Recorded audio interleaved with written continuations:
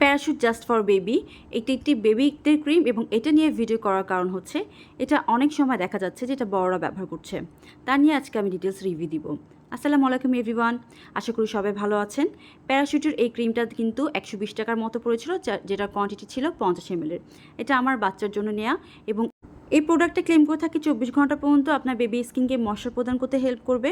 এবং এখানে কিন্তু উপাদান তালিকাতেই রয়েছে বিভিন্ন ধরনের এসেনশিয়াল অয়েল যা বাচ্চাদের জন্য উপযোগী এবং কিন্তু অ্যাডাল্টের স্কিনের জন্য কিন্তু এনাফ ময়শ্চারাইজারও দিবে না এবং আপনার স্কিনে পোর ক্লক করে ফেলতে পারে বা সেন্সিটিভ করে ফেলতে পারে।